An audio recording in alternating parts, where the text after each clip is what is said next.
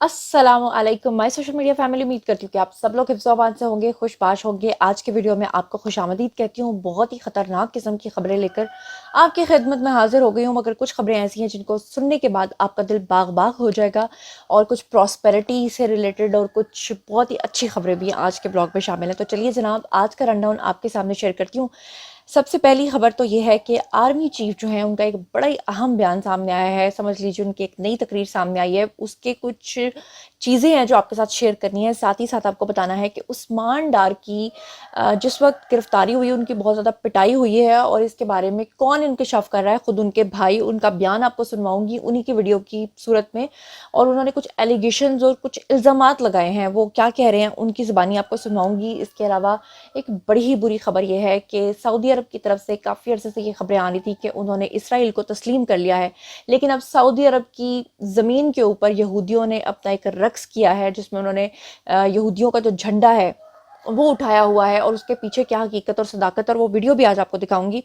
इसके अलावा आज मैंने आपको एक और खबर देनी है कि जनाब चीनी कम्युनिस्ट, यानी कि जो एथिस्ट होते हैं, जो किसी भी मजहब को नहीं मानते, ये कम्युनिस्ट शख्स था चार्ली, जिसने डॉक्टर जाकिर नायक हुसैन से मुनाजरा हारने के बाद फाइनली इस्लाम कबूल कर लिया है। उसका वीडियो भी आज आपके साथ शेयर करूंगी। और सबसे अहम खबर यह है कि न्याजी साहब जो हैं उन्होंने डील कर ली है, और डील करने में दो सियासतदानों का नाम जो है वो सामने आ रहा है, और कहा यह जा रहा है कि चंद ही घंटों में वो मुल्क छोड़ जाएंगे।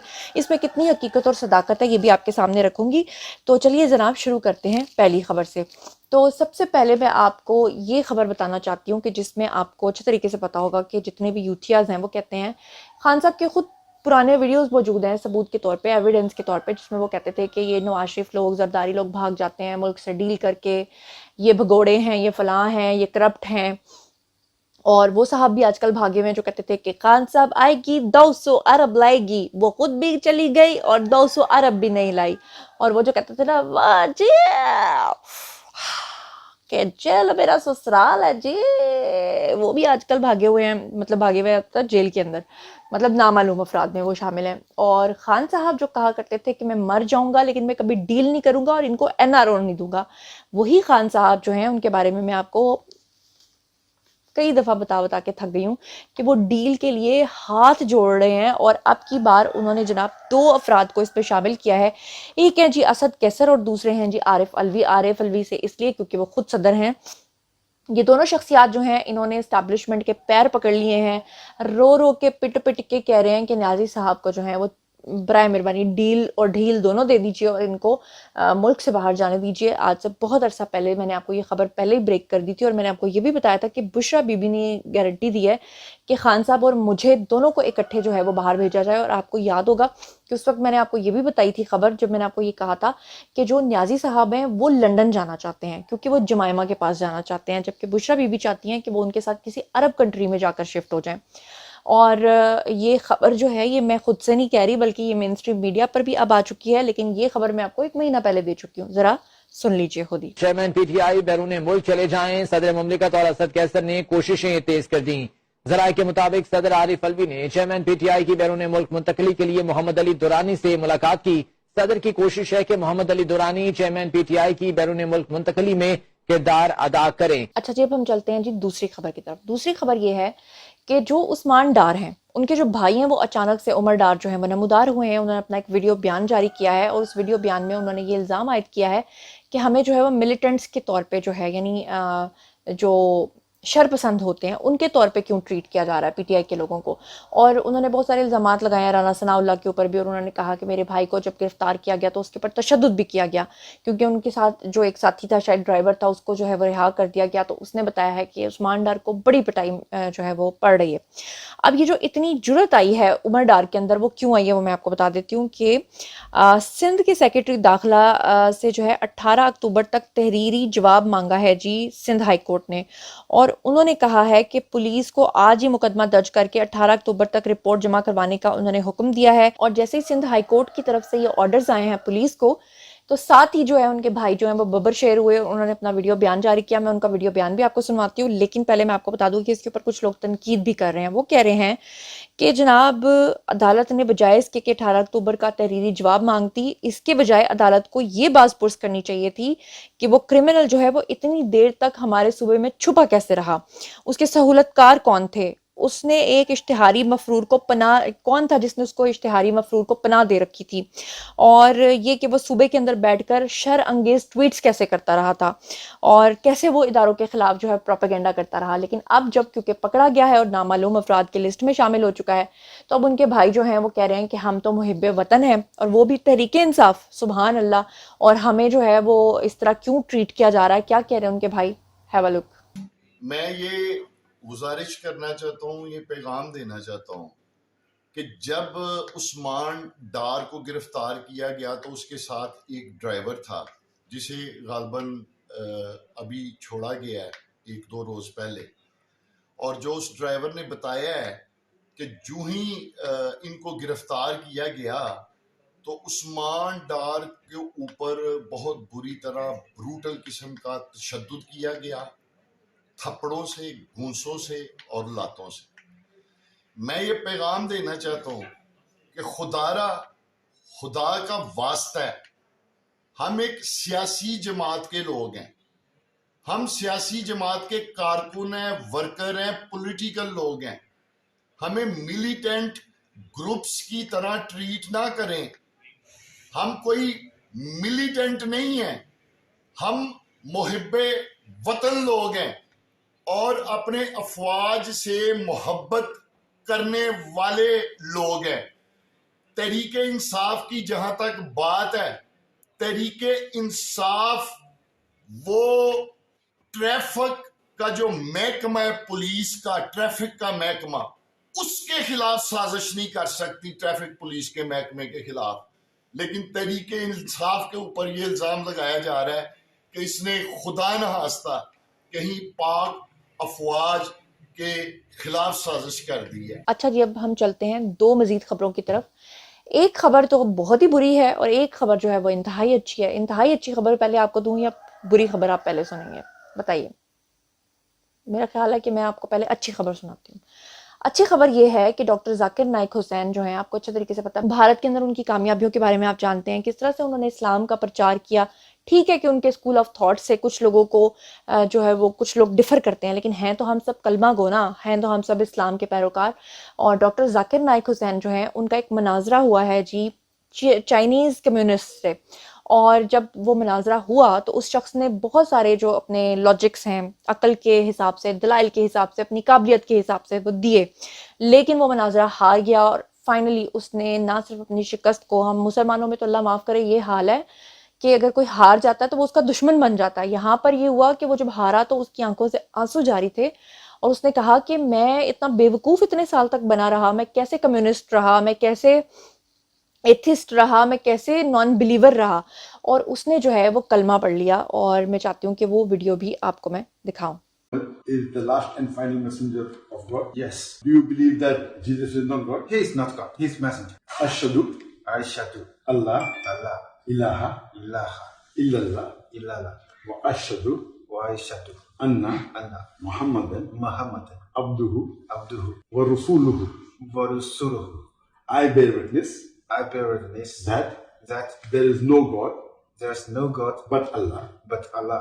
and I bear witness I bear witness that that Prophet Muhammad Prophet Muhammad is the last is the last and final messenger and final messenger and servant of God. and servant of God. MashaAllah. جی تو آپ نے دیکھا، اور دوسری طرف آپ یہ اندازہ کیجئے کہ قیامت کے جو آثار تھے وہ تو سب کو نظر آ رہے ہیں. اب وہ قیامت کی نشانیاں بھی پوری ہونا شروع ہو گئی ہیں، اور اس میں ایک نشانی یہ بھی تھی کہ دجال جو ہے وہ پوری دنیا کے اوپر قابض ہو جائے گا. اور اس کی سب سے بڑی مثال آپ یہ دیکھیے کہ سعودی عرب کی طرف سے ایک شہر تعمیر کیا جا رہا ہے سعودی عرب کے اندر ہی، اور وہ کہا جاتا ہے کہ مبینہ طور پہ انہی کے ساتھ مل کر انویسٹمنٹ ہو رہی تھی.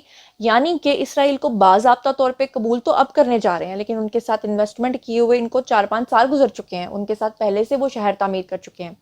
اب کی بار انہوں نے یہودیوں کو بلایا ہے جی، اور سعودی عرب کے ایئرپورٹ کے اوپر ہی وہ اپنا جھنڈا لے کر رقص کر رہے ہیں، اور دوسرا شخص اللہ معاف کرے کلمے والا جھنڈا اٹھا کے رقص کر رہا ہے. تو مطلب ایک وہ سرزمین جو خدا کی سرزمین ہے، ویسے تو خدا ہر جگہ ہے، لیکن مطلب وہ ایک اسپیسیفک جگہ ہے جہاں ہم اللہ کے گھر جاتے ہیں. افسوس کی بات ہے کہ وہاں پر اس طرح کی چیزیں ہونا، یقین کریں کہ دل انتہائی رنجیدہ ہوا، انتہائی دکھ ہوا. یہ ساتھ ساتھ آپ کو ویڈیو چلتا ہوا نظر آ رہا ہوگا. تو میں کیا کہہ سکتی ہوں، میرے آنکھوں سے آنسو نکل آئے. اور افسوس کی بات یہ ہے کہ ہم اس آخری زمانے میں جی رہے ہیں اور اس آخری زمانے کو ہم اپنی آنکھوں سے دیکھ رہے ہیں. بہرحال چلتے ہیں اگلی خبر کی طرف. اچھا جی، اب کچھ خبریں آ رہی ہیں اور خبریں یہ آ رہی ہیں کہ اس وقت پیپلز پارٹی جو ہے وہ بھی بہت زیادہ پریشان ہے، کیونکہ ان کو پتہ ہے کہ انہوں نے ایک چال چلی تھی. چال انہوں نے یہ چلی تھی کہ پی ڈی ایم گورنمنٹ میں شہباز شریف کو پرائم منسٹر اس لیے بنایا تھا کیونکہ مہنگائی اتنی ہونی تھی. ملک کے اندر جو حالات ہوئے خان صاحب کے جانے کے بعد، جو اور مہنگائیاں ہونی تھیں اور جو سارا کچھ ہونا تھا، پھر اکانومی نہیں سنبھالی جا رہی تھی، ملک ڈیفالٹ کر رہا تھا. تو ایسے میں جو پیپلز پارٹی ہے وہ کسی صورت بھی یہ چارج لینے کو تیار نہیں تھی. وہ چاہتے تھے کہ ہمیں تو تب پاکستان ملے جب پاکستان اچھا خاصا ہو. تو ان کو یقین نہیں تھا، انہوں نے کہا شہباز شریف کو آگے کرو، ان کی سیاست ختم کرو. لیکن شہباز شریف نے اور اسحاق ڈار نے مل کر جو محنت کی اور جس طرح سے انہوں نے اسٹیبلشمنٹ کے کچھ لوگوں کو بھی ساتھ ملایا، کس صورت میں؟ اکانومی کو بہتر کرنے میں. جس طرح سے جنرل آصف منیر نے مل کر اکانومی کا معاشی پلان جو ہے وہ زبردست کیا اور ملک کو ڈیفالٹ ہونے سے بچایا.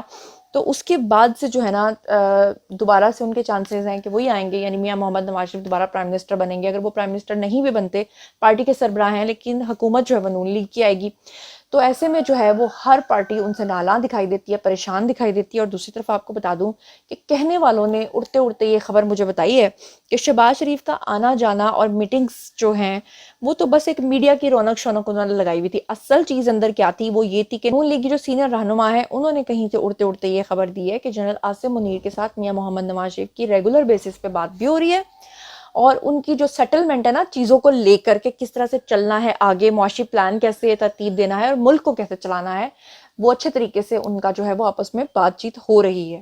تو یہ جو ہے نا شہباز شریف صاحب ان کو سامنے رکھا ہوا ہے کہ جی آئیں اور آپ ذرا چلیں، ذرا میڈیا کے اوپر بھی ذرا ہلچل بلچل رہے. تو جو یہ چیز جو ہے وہ بہت ساری پارٹیوں سے برداشت نہیں ہو رہی ہے. لیکن بات یہ ہے کہ پھر جنہوں نے یہ مشکل وقت میں نیا پار لگائی ہے تو ظاہر بات ہے ان کو ریوارڈ تو ملے گا. اب چلتے ہیں جی اس سے اگلی خبر کی طرف. بات کر لیتے ہیں جی شاہد خاقان عباسی کی.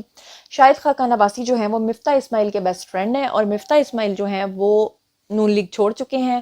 میرا تو یہ ذاتی خیال ہے کہ مفتاح اسماعیل بڑے نائس اور بڑے ڈیسنٹ آدمی ہیں. ٹھیک ہے جی، اسحاق ڈار کے ساتھ نہیں بن رہی، ان کو چاہیے کہ واپس وہ نون لیگ میں آ جائیں. اور دوسری طرف جو ہیں، کیونکہ جو مفتاح اسماعیل ہیں ان کے بہت سارے احسانات ہیں شاہد خاقان عباسی پہ، کیونکہ شاہد خاقان عباسی جب وزیر اعظم تھے تو ان کے خلاف ان کو وعدہ معاف گواہ بنانے کی تیاری تھی مفتاح اسماعیل کو، جو کہ انہوں نے انکار کر دیا تھا. اسی لیے یہ دونوں بیسٹ فرینڈ تھے. اور جب مفتاح اسماعیل کو پارٹی سے نکالا گیا تو پھر جو یہ صاحب ہیں یعنی شاہد خاقان عباسی، انہوں نے بھی نون لیگ کے خلاف بیانات دینے شروع کر دیے اور سننے میں آ رہا تھا کہ ایک نئی پارٹی بنانے جا رہے ہیں. لیکن اب ان کی ملاقات ہوئی ہے میاں محمد نواز شریف کے ساتھ، اور یہ آپ کو سائٹ پہ ویڈیو بھی نظر آ رہا ہوگا. اور اس وقت جب صحافیوں نے ان سے پوچھا کہ یہ آپ کی کیا ڈپلومیسی ہے کہ ایک طرف آپ پارٹی بنانے کی باتیں کرتے ہیں، پھر آپ آ کے میاں محمد نواز شریف سے ملاقاتیں بھی کرتے ہیں. خیر، میاں صاحب نے بلا لیا ہے، پہلے بھی بلایا تھا، بڑے دل والے ہیں. بات یہ ہے کہ اگر شاہد خاقان عباسی کے بارے میں کہ بڑے منجھے ہوئے سیاستدان ہیں، بڑے قابل ہیں، اگر یہ چھوڑ کے جاتے ہیں تو ان کا بھی وہی حال ہوگا. وہ 37 سال یعنی کہ چودھری نثار والا جو کہتے تھے کہ میں نے میاں صاحب کے ساتھ 37 سال گزارے ہیں، تو ان کے 37 سال جو ہیں ان کے اوپر بھی پانی پھر جائے گا.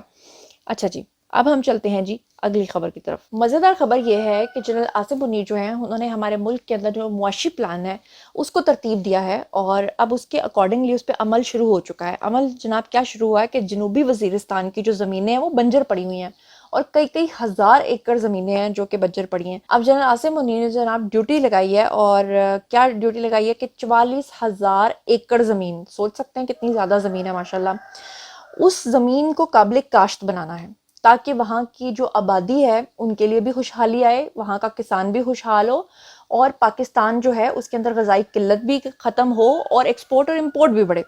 تو اس کے لیے انہوں نے جو 44,000 ایکڑ بنجر زمینیں ہیں اس کو قابل کاشت بنانے کے لیے جناب کیا ہے، SIFC کے جو ضلع زرملان ہے وہاں پر انہوں نے پائلٹ پروجیکٹ کا آغاز کر دیا ہے. مطلب یہ کہ پہلے 44,000 ایکڑ زمین کو قابل کاشت بنایا جائے گا، اور اس کے بعد پھر پورے پاکستان کے اندر جہاں جہاں بھی ایسی زمینیں ہوں گی ان کو قابل کاشت بنایا جائے گا. اور جہاں پر ابتدا میں جو ہے ابھی 1,000 ایکڑ زمین جو ہے اس کے اوپر پہلے تجربہ شروع ہو چکا ہے.